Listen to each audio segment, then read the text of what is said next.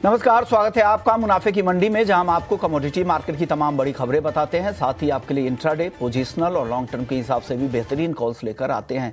आज हमारे साथ 4 मेहमान होंगे जो आज आपको कमोडिटी मार्केट का अपडेट देंगे और नई खबरों के बारे में भी बताएंगे।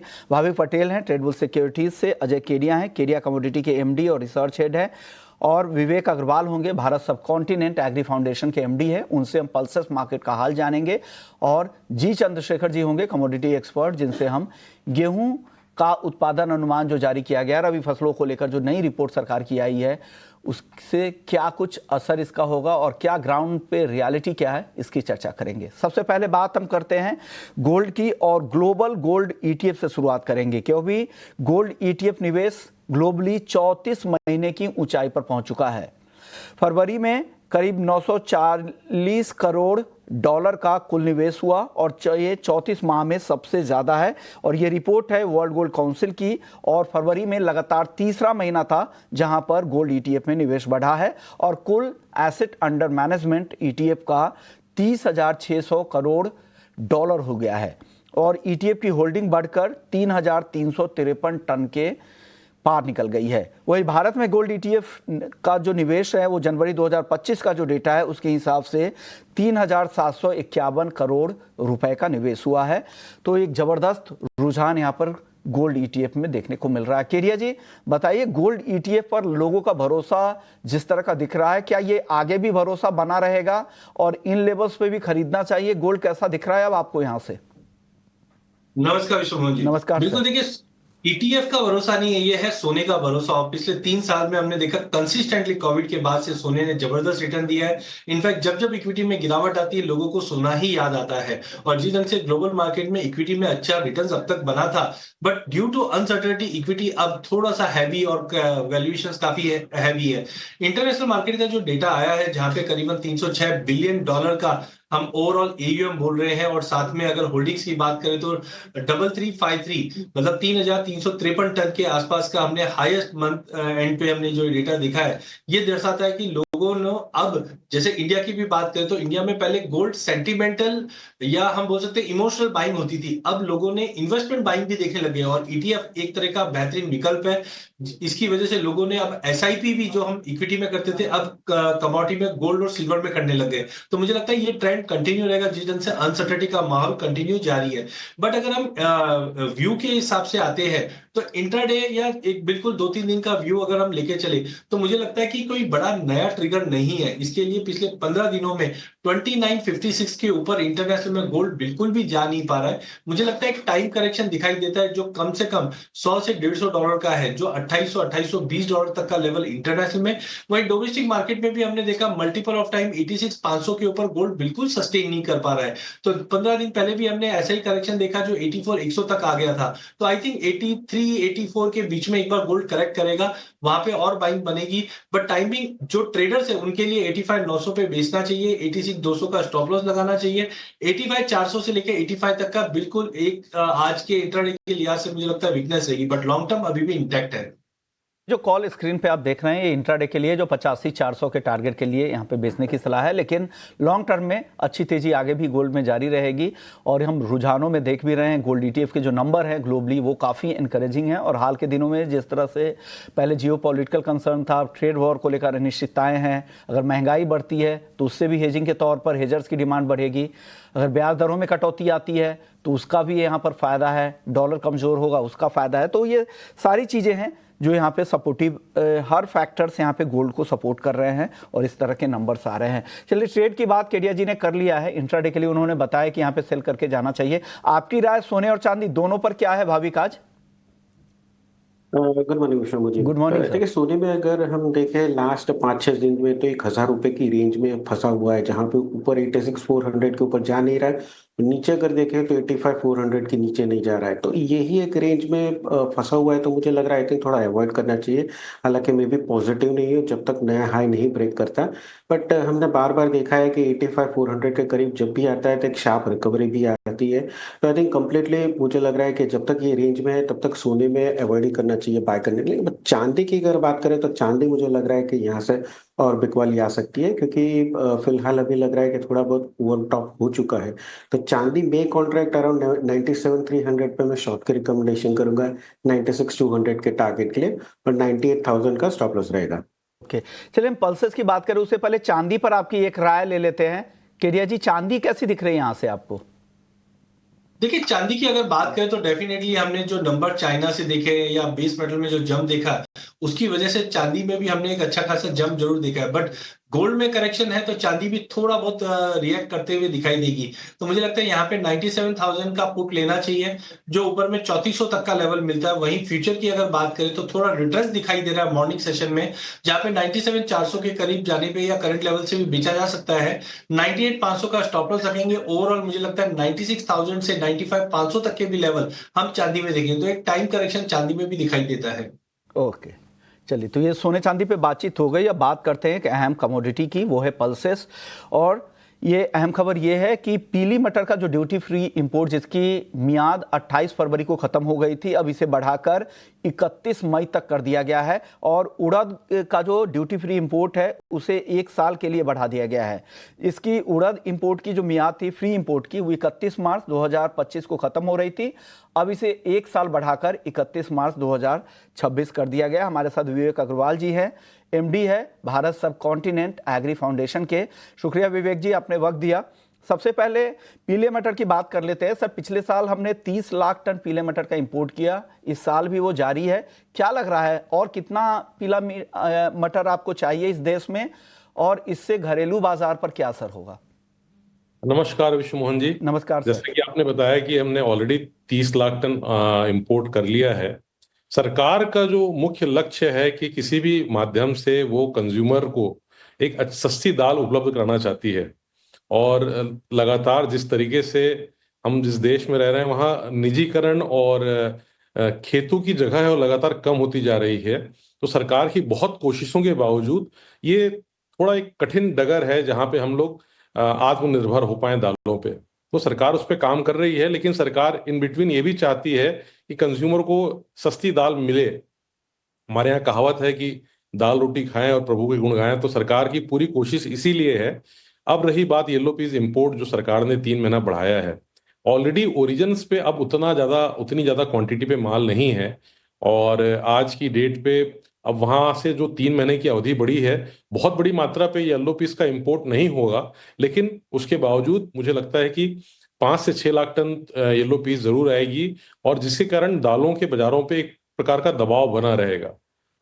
सरकार ने ये निर्णय इसलिए लिया था कि हम लोग पिछले साल दालों पे काफी शॉर्ट थे, तुअर की काफी कम प्रोडक्शन थी, मौसम की मार थी, और सरकार ने उसी चीज को ध्यान रखते हुए निर्णय लिया है। तो इसके 2 पहलू हैं विश्वमोहन जी। पहला पहलू, अगर आप कंज्यूमर के हिसाब से देखेंगे तो ये एक प्रकार से 140-45 करोड़ की जनसंख्या को प्राइस को काबू में रखने के लिए सरकार ने निर्णय लिया है।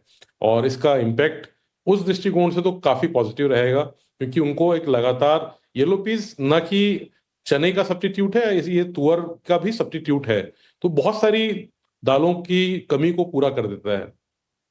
दूसरा पहलू, अगर आप व्यापार की तरफ से देखेंगे तो व्यापार में निश्चित रूप से प्राइस घटे रहेंगे, और ट्रेड पे इसका प्रेशर बढ़ेगा, और इसका इम्पैक्ट किसानों पे भी पड़ सकता है। लेकिन किसानों को सरकार ने आश्वासन दिया है कि वो जो भी दाल उत्पादन होगा, स्पेशली मसूर, चना, उड़द, तुअर, ये सरकार एमएसपी पे खरीदेगी। तो सरकार ने उनके लिए व्यवस्था करके रखी है। इन बिटवीन ट्रेड के लिए एक प्रकार से एक प्राइस का प्रेशर रहेगा, और ट्रेड प्राइस पे बढ़ने की संभावना बहुत कम हो गई यहाँ से दालों की। तो यहाँ से प्राइस नहीं बढ़ेंगे। सर, बाकी दालों के बारे में बताइए, मसूर के बारे में बताइए। उड़द तो महंगा तो चलिए वहाँ पे फ्री इंपोर्ट 1 साल के लिए बढ़ी तो कोई दिक्कत नहीं, लेकिन चना और मसूर, इन दोनों दालों के बारे में बताइए, क्योंकि इनकी हार्वेस्टिंग का सीजन है। ऐसे में किसानों के लिए चिंता की बात है। कोई भी चाहता है कि एमएसपी से ऊपर भाव मिले तो बेहतर हो उनके लिए। कोई भी नहीं चाह रहा है कि जिस तरह के प्रॉब्लम्स के साथ वो खेती करते हैं, ऐसे में उनको अगर एमएसपी पे ही संतोष करना पड़ेगा तो वो आगे खेती करेंगे कि नहीं, इस पे सवाल है। निश्चित रूप से बहुत ही सही सवाल किया आपने, और उसके लिए मसूर पे 10% की इंपोर्ट ड्यूटी लगाई है। ये पीली मटर इंपोर्ट खोलने के साथ साथ सरकार ने मसूर पे 10% इंपोर्ट ड्यूटी लगाई है, जो मार्केट के हिसाब से थोड़ा कम है। सरकार मार्केट ये एज्यूम कर रहा था कि सरकार इस पे 20 से 25% तक की ड्यूटी लगा सकती है, पर सरकार ने बड़ा संतुलित निर्णय लिया है और उनका दृष्टिकोण ये है कि बहुत ज्यादा महंगी ना हो दाल, और जो एमएसपी का प्राइस है उसके आसपास वो प्राइस बनी रहे, इसलिए 10% की ड्यूटी लगाई है। प्रोडक्शन इस बार हमारे को बहुत अच्छे फिगर आ रहे हैं, और आने वाले टाइम पे मसूर का जब उत्पादन निकलेगा तो मुझे लगता है 1.6-1.7 मिलियन तक का हमारा प्रोडक्शन हो सकता है, जो काफी अच्छा है। रही बात तुअर की, तुअर पे भी इस बार जो मुझे जानकारी मिली है, जो मार्केट ये एज्यूम कर रहा है कि हम लोग 3.5 मिलियन टन के आसपास की क्रॉप होगी, जो एक अच्छी क्रॉप है और जो अच्छी आज सप्लाई साइड बहुत अच्छा रहेगा। पर उसका एक सरकार ने अल्टरनेट भी निकाला है कि बाकी विदेशों से भी साल भर के लिए इंपोर्ट फ्री किया हुआ है, तो सप्लाई साइड आपको लगातार सपोर्ट करता रहेगा। और इस पूरे वर्ष में मुझे नहीं लगता कि दालों पे बहुत कोई तेजी आएगी। निश्चित रूप से एक रेंज बाउंड ही प्राइस रहेंगे, और उड़द में भी जैसा आपने देखा कि सरकार ने 1 साल के लिए खोल दिया है, और इस बार जो बहुत अच्छी चीज हुई है कि ब्राजील में भी उड़द का उत्पादन हुआ है, और सरकार, मुझे लगता है ट्रेड ने ऑलमोस्ट 1,60,000 से लेके 1,80,000 टन तक का एडवांस ट्रेड किया हुआ है। तो भारत देश को बर्मा के अलावा, म्यांमार के अलावा ब्राजील भी एक अच्छा एक्सपोर्टर मिला है। तो अगर आप पूरे ओवरऑल देखेंगे तो सरकार ने पहले से प्रोएक्टिव होके पल्सेस की सप्लाई को पूरी तरीके से चाक चौबंद कर दिया है, और एक सप्लाई लगातार बनी रहेगी। ये जरूर है कि ट्रेड को एक कठिन दौर से गुजरना पड़ेगा, क्योंकि इस पे बहुत ज्यादा कोई तेजी मुझे अभी यहां से तो नहीं दिखती। तेजी नहीं दिखती। कंज्यूमर्स के लिहाज से ये साल काफ़ी बेहतर रहने वाला है, लेकिन किसानों को बहुत बेहतर भाव नहीं मिलेंगे। एमएसपी के ऊपर उम्मीद करना बहुत ही मुश्किल है उनके लिए, और साथ ही ट्रेडर्स के लिए भी काफ़ी चैलेंजिंग समय रहने वाला है। शुक्रिया सर, आपने वक्त निकाला और हर दालों पर आपने अपनी राय रखी। क्रूड की जहां लगातार गिरावट है, केडिया जी क्या लग रहा है, और क्रूड गिर सकता है क्या यहाँ से पुल बैक के लिए एक कॉल कुछ बन रहा है क्या? विश्व जी, मुझे लगता है देखिए 70 का लेवल ब्रीच कर चुका है मार्केट। नो डाउट टेक्निकली हम देखें तो मार्केट डेफिनेटली ओवरसोल्ड जोन में दिखाई दे रहा हो, कोशिश भी कर रहा है कच्चा तेल बार बार में उभरने की, लेकिन मुझे लगता है जैसे जैसे अप्रैल आएगा सप्लाई ओवरशूट करेगी डिमांड के मुकाबले, और टैरिफ वॉर के चलते भी कंसर्न है डिमांड को लेकर। तो मुझे लगता है टेक्निकली भी थोड़ा भी अगर बाउंस मिले तो बेचने की सलाह ज्यादा अच्छी रहेगी। करंट लेवल से भी ये 5850 पे बेचा जाए तो इमीडिएट टारगेट 5720 है, बट मुझे लगता है कि अगर कंसिस्टेंटली प्राइजेस 5850 के नीचे होल्ड करता है तो आने वाले 1-2 दिन के अंदर ही हम 5600 तक भी जा पाएंगे। तो ओवरऑल कच्चे तेल में बिकवाली करके ही ट्रेड करना चाहिए। ऑप्शंस में कोई ट्रेड है क्या आपके पास, भाविक पटेल जी? जी जरूर सर, देखिए ऑप्शन में भी मुझे लग रहा है बिकवाली करके ही चलने चाहिए, क्योंकि जो फंडामेंटल फैक्टर्स है सारे नेगेटिव है। चाइना के जो डिफ्लेशनरी प्रेशर है, यूएस के जो डेटा है वो भी अभी रिसेशन की तरफ दिखा रहा है, और ये ट्रेड टैरिफ की वजह से इकोनॉमी की ग्रोथ जो है वो कम होगी। ओवरऑल मुझे भी लग रहा है कि नीचे कहीं ना कहीं 56 से 5700 तक दिखने को मिल सकता है। तो 5750 का जो पुट ऑप्शन है वो बाय कर सकते हैं 88 के करीब 135 के टारगेट के लिए, और 50 का स्टॉप लॉस रहेगा। में भी बेचने की सलाह, ऑप्शंस में भी पुट खरीदने की सलाह यहां पर आ रही है। ऑप्शंस के कॉल एक बार फिर से आप दिखा दीजिएगा भाविक जी के। चलिए, तो ये राय यहां पर आ रही है। क्रूड में 5750 के स्ट्राइक की पुट खरीदने की सलाह है। बेस मेटल्स की बात करते हैं तो कॉपर को छोड़ दे और जिंक को, तो बाकी सारे आज लाल निशान में हैं। यहां पर क्या आपकी टॉपिक है केडिया जी? देखिए पूरे बेस मेटल पैक में हमने पिछले हफ्ते जाते जाते एक अच्छी तेजी देखी थी। वो बाइंग जो थी वो डर की बाइंग थी, टैरिफ की बाइंग थी, जिसके चलते गेन आया था। बट सस्टेनेबिलिटी डाउटफुल लग रही है, बिकॉज अभी भी डिमांड को लेकर चिंता है, टैरिफ वॉर को लेकर चिंता बनी हुई है। आज डॉलर इंडेक्स में गिरावट के चलते थोड़ा बहुत सपोर्ट मॉर्निंग सेशन में दिख रहा जरूर है, बट ये बाउंस पे बिकवाली करनी चाहिए। जहां पे कॉपर मुझे लगता है 880 पे बेच के चलिए, 886 का स्टॉप लॉस रखिए। 870 का इमीडिएट टारगेट है, अगर वो टूटता है तो 868 भी दिखा दे। वहीं जिंक के अंदर भी हम देख रहे हैं प्राइजेस फिर से एक दायरे में अटक चुका है, जो 270 से लेकर 275 का दायरा मेंटेन रहेगा। तो आज के लिए हो सकता है दिन के सेशन में थोड़ा बहुत बाउंस अगर आता है 273 पे, तो वहां पे बिकवाली करके चलिए। 275 का स्टॉप लॉस रखिए, 269 का टारगेट रहेगा। लास्ट अगर एल्यूमिनियम की बात करें तो यहाँ पे मेटल की शॉर्टेज का कंसर्न जरूर है, बिकॉज रशियन मेटल यूरोप में नहीं जा पा रहा है, उसकी वजह से रैली बनी थी। बट थोड़ा बहुत मुझे कंसोलिडेशन लग रहा है, क्योंकि $2700 एलएमई इस वक्त ट्रेड कर रही है। तो यहाँ पे भी 265 के करीब बेचना है। 267 का स्टॉप लॉस, 262 का एक टेम्पररी पुल बैक हम एल्यूमिनियम में भी देखेंगे। आप बताइए भाविक, आपकी टॉपिक क्या है? जी, जैसा केडिया जी ने बताया, मेरी भी टॉपिक कॉपर और जिंक में ही सेल करने की होगी, क्योंकि कल लास्ट वीक हमने देखा कि जो डर की वजह से तेजी हुई है, बट इस बार चाइना के डेटा जो है, यूएस के डेटा है, आई थिंक उसकी वजह से जो सेलिंग प्रेशर है वो कंटिन्यू रहेगा। तो कॉपर में भी 879.50 के करीब शॉर्ट कर सकते हैं, 873 के टारगेट के लिए, 884 का स्टॉप लॉस। और जिंक पे भी मुझे लग रहा है कि बिकवाली कर सकते हैं 272.50 के करीब, 269 के टारगेट के लिए, और 274.50 का स्टॉप लॉस रहेगा। तो चलिए, ये रिपोर्ट आ गई है नॉन एग्री मार्केट को लेकर। एग्री मार्केट में वापस से लौटते हैं और अब बात कर लेते हैं गेहूं उत्पादन का जो सरकार का अनुमान आया है। सरकार को लग रहा है कि 2024-25 में 1154 लाख टन गेहूं का उत्पादन अनुमान होगा और सरकार के 1150 लाख टन के जो टारगेट थे उससे भी ये ज़्यादा उत्पादन उन्होंने अनुमान लगाया है। 2023-24 में 1132 लाख टन के आसपास का उत्पादन हुआ था, जो रिकॉर्ड था, यानी इस बार रिकॉर्ड उत्पादन का अनुमान सरकार का है। और इससे पहले रोलर फ्लोरल मिलर्स फेडरेशन का जो अनुमान था वो था 1100 लाख टन का। हमारे साथ जी चंद्रशेखर जी भी हैं। हालांकि ग्राउंड की रियलिटी क्या है वो उनसे समझते हैं कि सर, ग्राउंड की रियलिटी क्या है, और आपने जो अनुमान लगाए थे वो काफ़ी कम थे। ऐसे में सरकार किस बेसिस पे बम्पर क्रॉप रिकॉर्ड उत्पादन का अनुमान उन्होंने जारी किया है और कितना रियलिस्टिक है ग्राउंड से अगर मेल की जाए तो? सरकार ने एक बम्पर क्रॉप का ऐलान क्यों किया है, क्या कारण है, वो तो आपको सरकार से ही पूछना पड़ेगा। पर मैं 2 या 3 चीज आपको बताना चाहता हूँ। एक है बुआई के आंकड़े, एकरेज नंबर्स कम से कम पिछले साल के मुकाबले इस साल 17 लाख हेक्टेयर कम है।